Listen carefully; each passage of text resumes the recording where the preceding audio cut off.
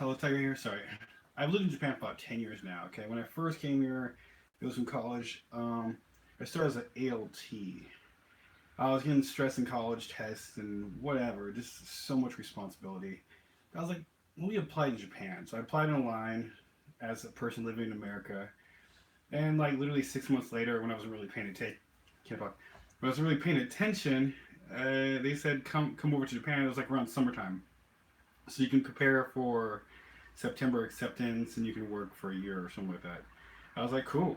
All right, I'm gonna take a year off college. So, anyways, I did that. I came here on a plane.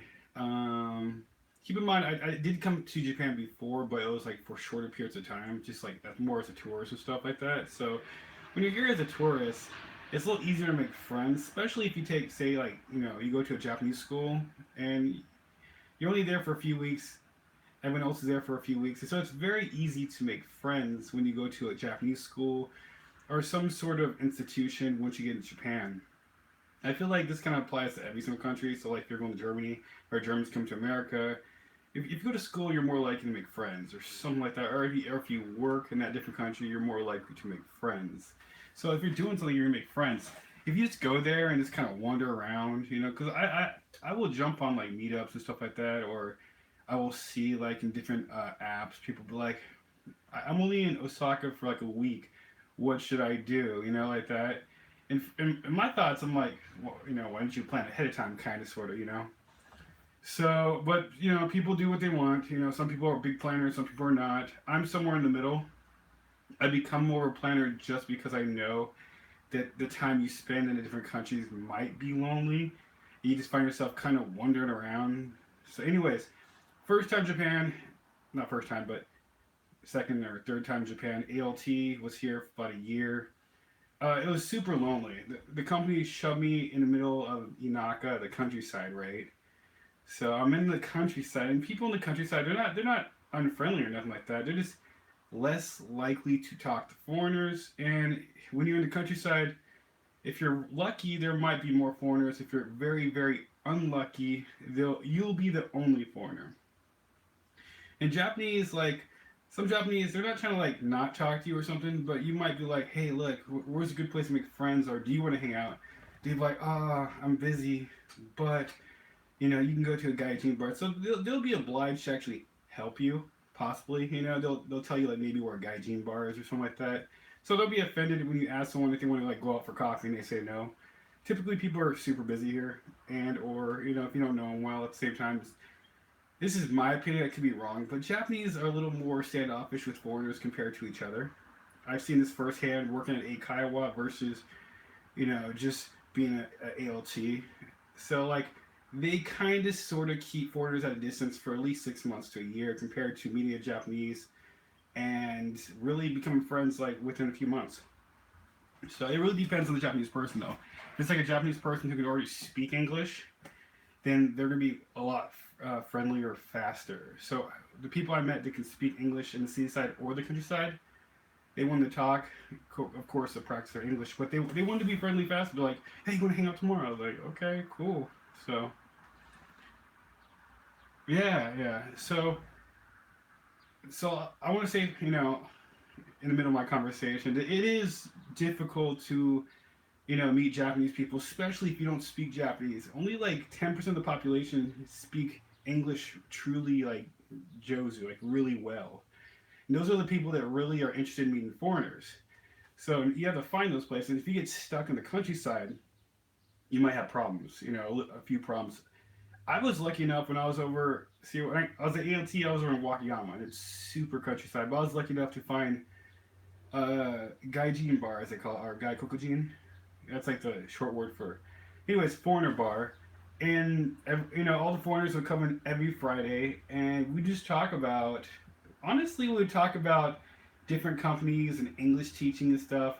Because for me, like working here in New Austin, they're like, all right, what's the best company?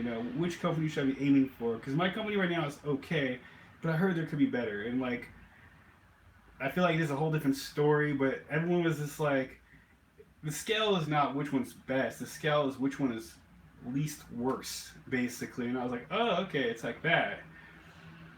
As my friend would put it, especially the ALT world, it's a fight to the bottom or struggle to the bottom. Like because the money for ALT is just it's just not there anymore compared to a Kiowa. But a Kiowas, like some people would say that they really really push you like a slave, like slave work. I don't necessarily agree with that, but I'm just saying some people are. Eikaiwas are like when you're an English teacher at like a private school and you come in there and you teach your class. ALT work is where they send you on assignment to like maybe various locations, maybe up to 4 different schools. So like on a Monday you're gonna go to this school. On Tuesday you're going to this school. On Friday and Thursday or whatever days you might be going to a few different other schools. It's actually rather difficult. So, but anyways, so that first year, I'll say for the first 6 months of my first job in Japan, I was super lonely, really lonely. And I was talking to the school. I was just like, so how were the other teachers? Try to like kind of gauge them on my performance slash trying to figure out what I can do to like how many other teachers were there? There's like 4 other teachers before me. I was like, wow, okay. And they're talking about one 18-year-old boy that came for only one day.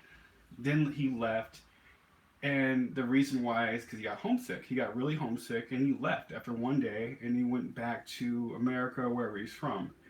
So that's what I'm kind of making this video because it's super important to understand. Your first year might be your loneliest year. It depends on how you come. Like if you're coming for work, ALT jobs, more than likely the lowest people on the bottom always get stuck in the middle of the countryside. And this is the location where it's the most difficult to make friends. Therefore, it's the most lonely starting position. If you come here like to like a college program, you're actually studying like as an exchange student, you're going to be in a university, so you're going to have all the opportunity in the world to make friends. So it's a different situation. Or if you come here just to pay for vacation, I highly recommend jumping into like some quick little school or something. Then you can make some foreigner friends, and you can practice with your foreigner friends Japanese and walk around, enjoy Japan, try to talk to Japanese as much as possible, and you'll have a much better time comparing to coming here in a very short vacation, not planned. So I highly recommend if you do come here on a very short time, plan it. Try to make friends. I don't necessarily recommend Facebook, but Facebook does have right now a bunch of awesome groups to make friends. If not, meetups is really good too. So you can jump into some meetups. They have meetups just for people who want to come here, party, have friends, have a good time very quickly. It's like the number one popular meetup they have here. They go club hopping, bar hopping, whatever you can think. So you can meet people very quickly.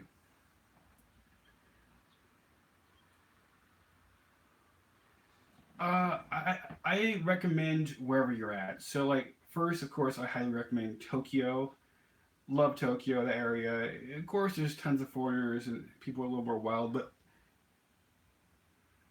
yeah, man, someday Kobe definitely. I don't know if I'll be in Kobe at that moment, but I'll be in Japan. So if you ever come this way.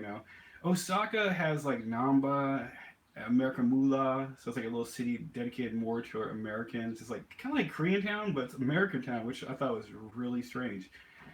But yeah, in the Namba area, that's where people party the most. For me, it's about 35 minutes away. So I'm like, I don't want to go 35 minutes. I did it. I did it before though. Yeah, Osaka is like 35 minutes away. And so is Namba. Namba's a partying location. I went out with one of my friends. She was from the Middle East. And she's like, come on, we're going to go to my boyfriend's workplace. Which is like a sushi bar. Then from there, we're going to drink. And we're going to go to this club, this club, this club. I was like, fine. And she's like, you can crash my house. My boyfriend doesn't care. I was like, all right. So we did all that. And the club scene was like, it was okay. Like, I think American club scenes are a lot better because in Japan, like some clubs, they focus too heavily on this like really loud music. You know what I mean? And it's really dark, and just the way Japan operates to some degree, like on a social level, like a lot of Japanese people go on dates to the club, right? So they're already bringing their dates to the club, so it's very difficult to actually meet someone at the club. if you want to meet someone, I recommend you do one of those meetups and then try to meet someone that way, or go to the bar. The bar is a better place to meet people and stuff like that. So, but yeah, make foreigner friends. This is exactly my idea and theme. Make foreigner friends. A lot of people, they'll come to Japan. They're like, no, no, no, I don't want to make foreigner friends because I really want to improve my Japanese. Well, if you can stand being alone for a long, long, long period of time, then that's fine. For but if you're the type of person like me, I'm very social. I recommend making foreign friends. First of all your foreign friends, they're not all gonna necessarily speak like they'll speak some level of English, but they're not all gonna be from America or whatever country you think it's from. So for me, it's fascinating because I can talk to my Australian foreign friend like, how is it in Australia? I've never been there. How come they have no guns there? When did that law start? Or what? It's really fascinating to talk to like dude from Scotland. But okay, why are you here? He's like, I'm a metal engineer. I'm like, okay, what is that? What is that? So like they just tell their stories. It's really interesting. And you get their perspective and stuff like that. So I feel like it's really good to just have that. And plus, like they're your senpai, right? They're the people that came before you. So if you have a struggle, you have a problem, you can be like, look, right now it's like really tough. This teacher, we're not getting along. I'm not sure why. She don't tell me why. Blah blah blah. But they can give you advice on what to do to improve your experience in Japan. And depending on what they're trying to do, they might even help you with your Japanese. A lot of times they're better at Japanese than you are. Like my friend Adrian, he's better in Japanese than me. So when I have problems, I ask him. I'm going bananas. So when I have problems, I ask him. Hey, how's it going, man? What's up, Jetson? So I ask him, and he tells me but last month he had a problem at his school, and he asked me, or he was just venting to me. And it's a good place to vent because they understand exactly how you feel and where you're coming from. Like, yeah, I could vent to my wife, but she doesn't necessarily understand what it is to be a gaikokujin in Japan or a foreigner in Japan. She doesn't quite get it. So she can jump to America and she feels it a little bit, but she's like so like I don't know. I don't know. She just doesn't feel the same way I do. In America, I feel like we kind of sort of treat people. I'm not gonna say better, but we treat people differently than Japan. Like meaning like if you come to America, you speak English very very well. We're more likely to let you in. Japan sometimes can feel very very exclusive. So like I'll give you a very good example of this. My wife only dated me because she was an exchange student of my grandma. My grandma told her stories about me. And during my sister's wedding, I came because I didn't live with my grandma. I met her, and she thought I was a nice guy. So she already had that pre-story. She knew my grandma very well. She held my grandma all the time. And she had a very good understanding of who I was before I even knew who she was. So time I got around to ask her out, she was like, okay, like that. So I had an in. If it was just me going to the same college as her, more than likely we would never have dated and we would never have gotten married. Well, this is America. My wife at the time was an exchange student and I was in college, she was in college. And that's where we met and we got married in America and stuff like that. So Japan, like if you have an N, for example, you come to Japan, and you're like, I want to practice, not even practice, I just want to go to church, okay? Like for example, down the street there's a Catholic church. I'm Catholic, okay? And it's a Japanese Catholic church, which is kind of interesting. So I'm probably gonna go this Sunday. But if I go every single Sunday, more than likely I'm gonna make some sort of friends or some sort of social network, with Japanese because we're going to the same church. We share the same values, which is interesting. So over in Osaka, me and my buddy, we went to a Catholic church, and majority of the people there were actually Hispanic. So I thought about getting the Japanese citizenship maybe like 5 years ago, but you have to understand, I'd have to give up my American citizenship. I really, really don't want to. Like, yes, I'm American. Americans do complain, but I still love America, and I would like to go back to my family in America. Not, I have a big family in America over in Seattle, like over hundreds of people, right? Like in the next month, they're gonna have this huge meet. I don't want to like go to America as a Japanese foreigner. Even though I think it'd be highly entertaining, they'd be like, "Oh, you're Japanese, huh? Obviously fake passport." Yeah, Japanese do not like dual citizenship. What up for New Zealand? I want to go there. You should tell me about New Zealand. But yeah, Japanese don't like dual citizenship. My daughter has it currently, but when she turns 21 years old, she has to pick supposedly. But Japanese are not so like they forget because my wife has a friend who has she was born in America, so she has dual citizenship. She spent most of her life in Japan. Ah, how'd you like Osaka? Osaka is interesting. I still kind of sort of prefer Tokyo area, but anyway, she has dual citizenship, and she's never picked. You know, and I think her kids have dual too as well. You know what's really interesting about um I just went to Hawaii with the family, right? And like we've lost my daughter's American passport, and it was a pain in the ass to get. Like, and the guy in Hawaii was super nice. He's like, "Is she American?" I was like, "Yeah, she's American." He's like, "Do you want me to look up her passport?" I was like, "No, no, she has her Japanese passport." She's like, "Okay." He's like, "Well, if you ever want to just look it up, we can do that." And I was like, "Really?" So it was, and the guy was super nice. Like in Seattle, sometimes they're not very nice. But yeah, my daughter has a choice of dual citizenship.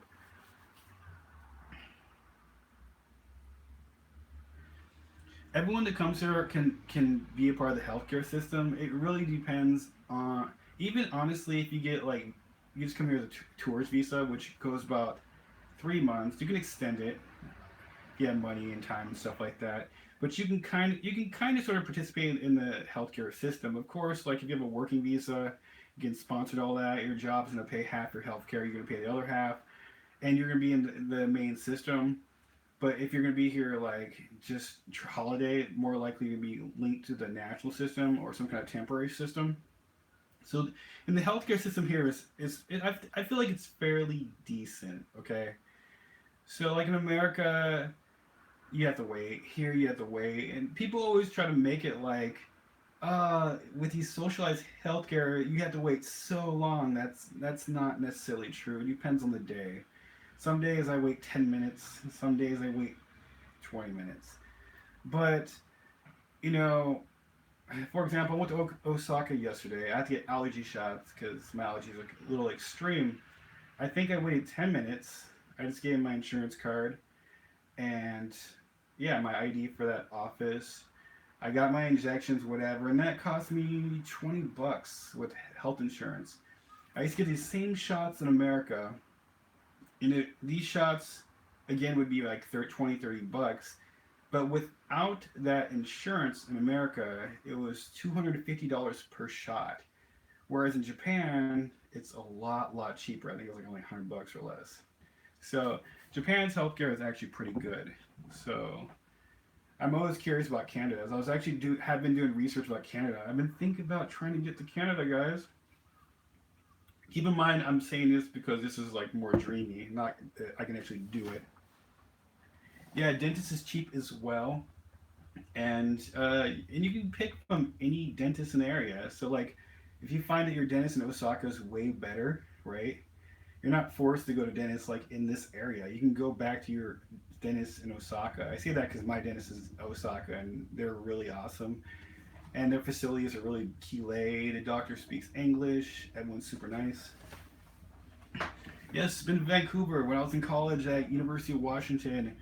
When I got all stressed out before a test, I would drive up to Vancouver and I would go hiking on their mountains or whatever. So Vancouver is definitely a beautiful place. I love driving in Canada because their roads are so beautiful, Kile, and they're like very well built and wide. Like one day I'm gonna show you guys the roads here, okay? I know I've been kind of lazy, maybe I don't know. Actually, I just feel like talk videos are better than not talking videos. I made over 100, maybe 200 vlogging videos, and I'm sure my quality wasn't perfect, and the topics weren't perfect, but I didn't gain so many viewers compared to just sitting down and talking in front of the camera. But one day,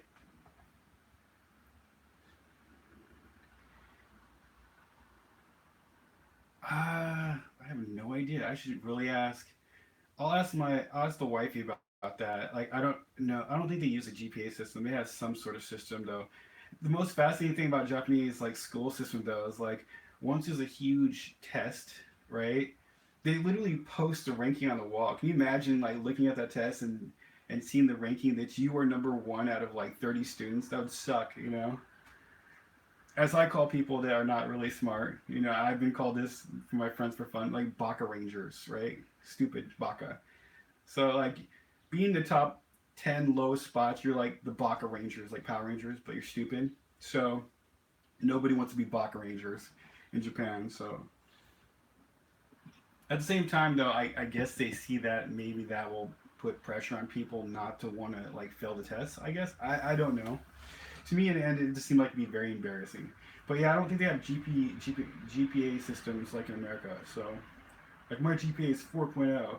This is why it's very difficult for Japanese to go to America and transfer their work because the systems are completely different. My wife had a very hard time because she was trying to get into grad school over in Japan or in America, and they were requiring her to take all these crazy extra classes for no reason. But at the same time, her English wasn't as good as it is now.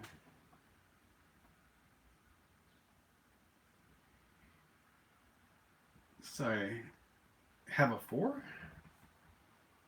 So I didn't quite understand that last one. Um, but yeah, so making foreigner friends in Japan is definitely useful. I would even say through YouTube, you know, your favorite J vlogger. Some of them are very nice and very down to earth, and you can just be like, dude, what's meetup? And they're like, ah, cool, okay. Whereas some people are kind of iffy and they have big heads. They're like, you want to meet me? Who are you? You know. So I'm not like that, and I never will. Hopefully, I can't talk. I will never be like that. You know, I have a big old head. At the same time, my subscriber count is not so high. I don't know if you guys ever heard of Smoo or whatever Shmoo. I can't remember. It's a karaoke app from America, but I had like over I don't know 25,000, 30,000 followers. I talked to whoever talked to me. You know, people were nice, whatever.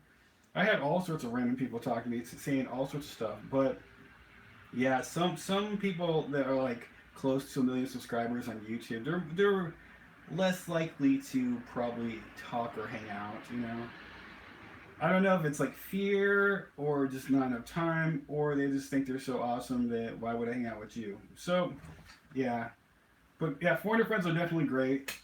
I went to a meetup yesterday for art meetup, and people were very cool. I met like three different friends, and also I met another friend that from Japanese school like a few months back. He owns a electronic shop down the street, which I didn't have time to go check out. But I saw him yesterday, and I was like, oh, dude, let me come to your shop. And it works out two ways because he knows my experiences. He knows what it's like being a foreigner in the struggle. Also, he started a business here. Therefore, I can be like, dude, how did you start a business? Because I'm very interested in starting my own business. And we're buddies, and he has some of the answers. So you know, it's definitely useful to join forces in the struggle to become fluent or to be. My goal is to be useful in Japan. You know, not just be here and exist. That doesn't work. I want to be useful to this culture. I want to be useful to any culture I'm at. So if I'm in America, I want to be working in America to do something for Americans. Before I came to Japan, I was working as a teacher in America, and that was very eye-opening. It's a very, very different experience teaching American kids versus Japanese kids. In the end of the day, yes, they're both kids, but their actions and the culture is completely different. So, I'm not trying to be mean, but I do prefer teaching American kids, and I feel like it's simply because I can't talk the multiculturalism. I was gonna say diversity factors. Yeah, like when I was in college, I was doing internship and I taught for about a year in international school. So I was helping to assist a Japanese teacher teach Japanese, which I thought was really funny at the time. I was like, look, my Japanese is not that good. Like, it's okay, it's okay. Just go in there. You can teach back and forth. If you really struggle, tell the teacher. I was like, okay. But the kids were fun, and my cousin was in the school too. So my cousin has been learning Japanese since he was like 5. So he's like, next year I'm coming to Tokyo. I was like, you should come visit me. He's like, I'm gonna come visit you. His name is Kyler. So my name is Tiger. But yeah, and his little brother was gonna be going to that school too. So it was really exciting actually. Anyways, I think this video is long enough. My message, I guess, is kind of clear. Just make foreigner friends. Don't be that foreigner that's like, all right, I'm in Japan now. I studied 1 year in college or high school or by myself. I'm gonna convert my phone to Japanese. I'm gonna convert my computer to Japanese. I'm gonna watch anime 24/7 when I'm not working. I'm gonna only speak to Japanese people because I have to submerge myself in Japan, right? You might be able to pull it off for like maybe a few months, maybe even 6 months. But there's gonna be a point where you're gonna be like, okay, I'm feeling kind of crappy. I don't know why. Then you'll like talk to an English person and you'll be like, I feel better. Why is that? It's weird. So you don't want to be that guy. So the foreigners' friends kind of help you keep a balance. You ever notice how, like, like for example, the Chinese people, they will go to different countries and there's like a Chinatown in every country. Why is that? Because they realize togetherness is better. And even though like they're learning English, hopefully, or whatever language in whatever country, they always have a support buddy system to make them feel better during their struggling moments. But yeah, so anyways, guys, I'd say peace until next video. If you guys are ever coming to Japan, let me know. Yeah, I think it's good to have mixed friends. I don't, at least for me, I've grown up in a mix, tons of black friends, white friends, Hispanic friends, and they showed me different things. Like my friend Yosh, his name was Yoshi for real, not joking. This was a Mexican dude. That's the funniest part. His parents cooked cow tongue, and I was like, no, no. He's just like, just one piece. Just taste it. I was like, no, no. I taste it. And I was like, this tastes like normal beef. It tastes fine, just like normal beef. I was very surprised, but the idea was like very wrong. So, but yeah. Anyways, guys, peace until next time. I hope you guys have a good day. I try to do this earlier as possible. I'm sorry about the lighting. The lighting here actually it's not that good. And outside it's rain season, so it's gloomy. Cow tongue. Well, I mean, that was what he's interested in. I was like, okay, all right, man, bye.